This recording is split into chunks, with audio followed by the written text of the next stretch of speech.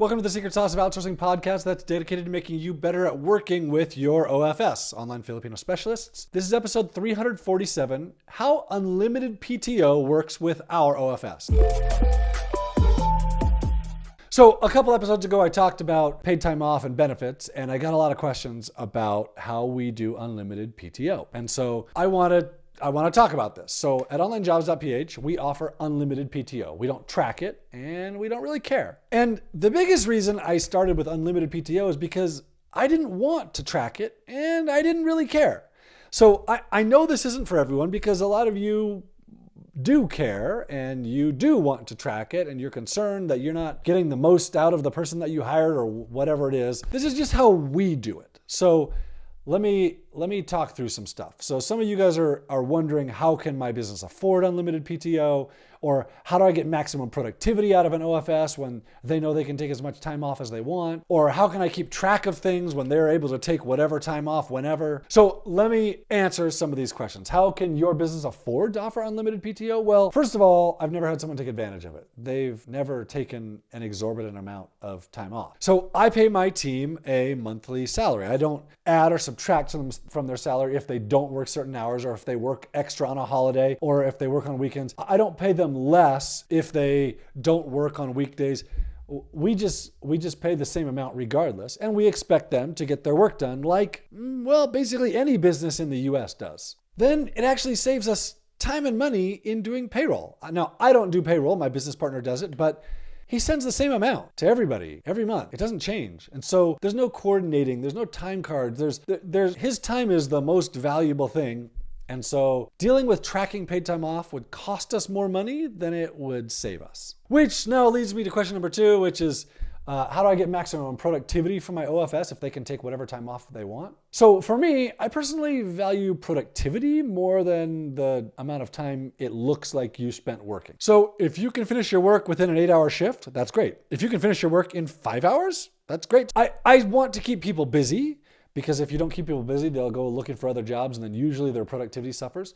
But if their productivity doesn't suffer and we can make their lives better and they're still getting the work done and I feel like I'm getting good value out of it, well, that's pretty good for me. And so if they want to take time off and get their work done outside of that, they want to work extra one day and work less another day, I don't really care as long as the work gets done. I'm not concerned about maximizing every second of productivity in someone's life. Now, I do have regular communication with them. I communicate with them every day through our project management system, Basecamp.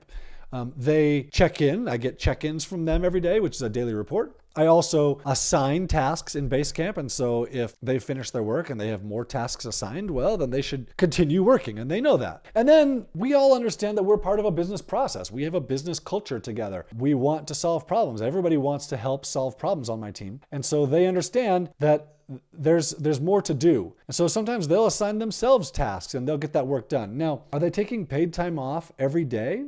Probably not, especially not if there's work to be done. They're not slacking off because they can. They want to contribute. They want to help the business. They don't want to feel like they're taking advantage of the business, and they don't want to feel like they're a slacker. But when the work is done, I don't mind if they take the time off. Usually they don't do it because they just try and take on more responsibilities. So why does it work like this way for me? I'm not really sure. I try and treat people well. I try and pay people well. I do give annual raises, and they know that those annual raises are based on performance. Now, we don't do a performance review or anything formal like that at the end of the year. We give raises, and if people are really great, we give bigger raises. And they know that we're going to give bigger raises if people are really great. So the last thing to talk about is, how do I keep track of things if they have unlimited paid time off? Do I keep track of their paid time off? No, I don't. I don't track it at all. In fact, sometimes I'll wonder why something didn't happen today, and then I'll go back and look and say, oh yeah, that person's on vacation. They told me that last week. They told me they were gonna go on vacation.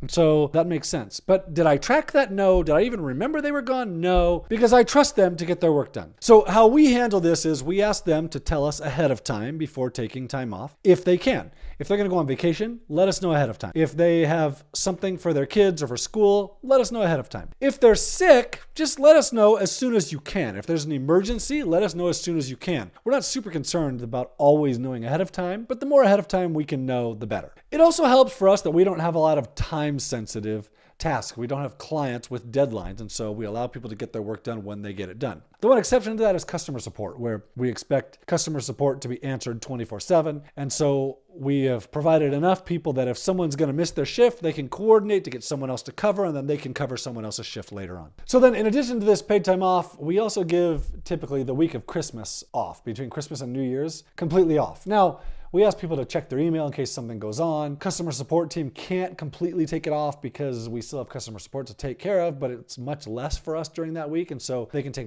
can work much less. But that's still paid time off the week of Christmas to New Year's. And that's pretty much how PTO works for us. It keeps our employees happy. It makes life easy for us.